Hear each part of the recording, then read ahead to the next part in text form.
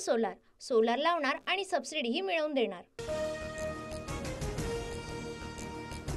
बीड परभणीच्या घटना गंभीर, कुणीही तिथे पर्यटन करू नये, मुख्यमंत्र्यांचं आवाहन। तर बीड जिल्ह्यामध्ये कुणाची दादागिरी चालू न देण्याचा सुद्धा इशारा।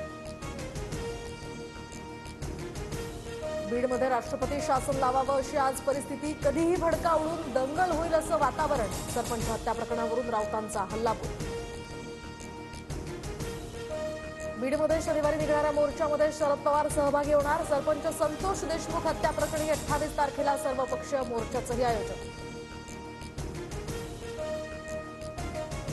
पोलिसांना कुणाचे फोन येत होते, सीडीआर तपासा, सर्व समोर येईल। सरपंच हत्या प्रकरणावरून खासदार बजरंग सोनवणेंची मागणी।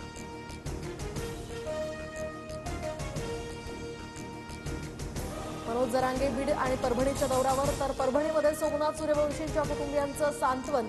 थोड्याच वेळात बीडमध्ये संतोष देशमुखांच्याही कुटुंबाची भेट घेणार।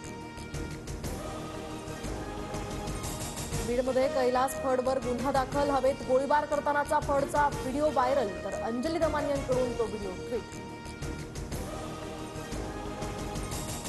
अटकपूर्व जामीन अर्ज फेटाळल्यानंतर पुणे पोलीस पूजा खेडकरच्या घरी दाखल। तर पोलिसांकडून पूजाचा शोध सुरू। यूपीएससी आयोगाची फसवणूक केल्याच्या गुन्ह्यात तपास।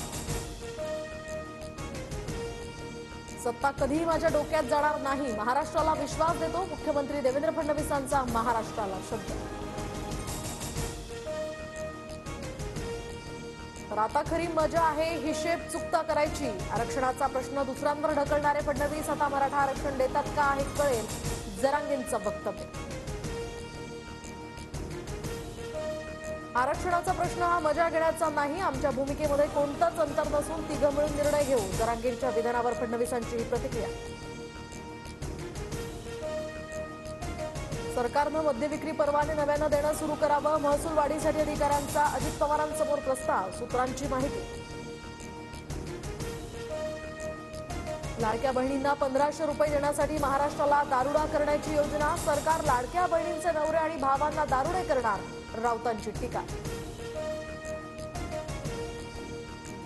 राज्यातील प्रमुख पक्षाचे प्रदेशाध्यक्ष लवकरच बदलण्याची शक्यता, भाजपचे बावनकुळे मंत्रिमंडळात गेल्यामुळे तर काँग्रेसच्या पटोलेंनी राजीनामा दिल्यामुळे नवे प्रदेशाध्यक्ष मिळण्याची शक्यता। अल्पवयीन मुलीचं अपहरण करून लैंगिक अत्याचार करत हत्या, भिवंडीतील बाबगाव परिसरात आढळला मृतदेह, मुख्य आरोपी विशाल गवळी पोलिसांच्या ताब्यात। मुंबईकरांचं पाणी महागण्याची चिन्ह, पाणीपट्टी वाढीचा प्रस्ताव आयुक्तांकडे सादर, पाणी पुरवठा खर्चात आता वाढ होत असल्यामुळे आर्थिक गणित जुळवण्यासाठी या हालचाली।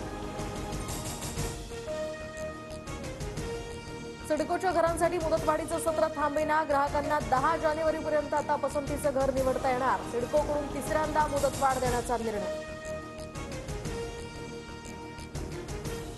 मोबाईल ग्राहकांना इंटरनेट डेटा न घेता केवळ फोन कॉल्स आणि एसएमएस साठी रिचार्ज प्लॅन द्या, ट्रायचे मोबाईल कंपन्यांना आदेश।